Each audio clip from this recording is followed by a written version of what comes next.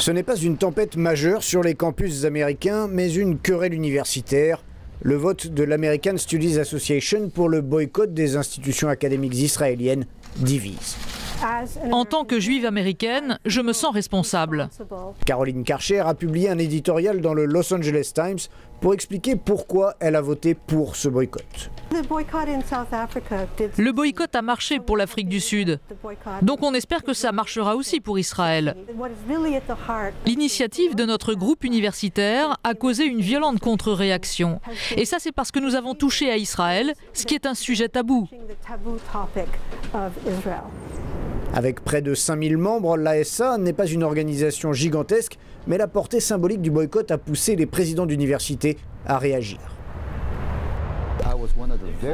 J'ai été un des premiers à exprimer ma très ferme opposition.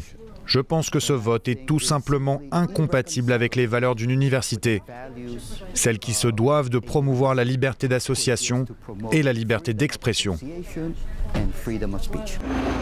Sans convaincre la majorité, le discours de l'ASA trouve un écho au-delà de ses membres, comme ici sur le campus de l'American University de Washington. C'est quelque chose de nouveau dans la politique américaine, dans la culture de la politique américaine et dans le monde universitaire. Les universités israéliennes jouent un rôle dans l'occupation et il y a des universités ou des programmes installés dans les territoires occupés. Les étudiants sont de plus en plus réceptifs au point de vue palestinien. John Willoughby est en contact avec les associations étudiantes qui ont soutenu le vote de l'ASA. Pour aller plus loin, ils envisagent désormais de se joindre à une campagne de désinvestissement pour encourager les entreprises et les institutions à ne plus investir en Israël. On essaie de plus en plus d'impliquer notre campus universitaire dans les mouvements de boycott et de désinvestissement. L'une de ces actions, c'est boycotter le houmous fabriqué par la marque Sabra. Mais une des autres possibilités, c'est une campagne pour le désinvestissement.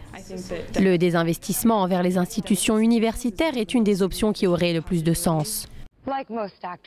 SodaStream, dont la principale usine est dans une colonie israélienne, est aussi dans le collimateur des associations, notamment après sa dernière publicité avec l'actrice Scarlett Johansson. Je suis choquée que Scarlett Johansson n'ait pas renoncé à soutenir SodaStream, alors que SodaStream soutient clairement l'occupation illégale et les violations des droits de l'homme en Israël. Dans un pays considéré comme le plus proche allié d'Israël, les voix divergentes sont minoritaires mais constantes, et le vote de l'ASA a une fois de plus ravivé le débat sur Israël et les Palestiniens.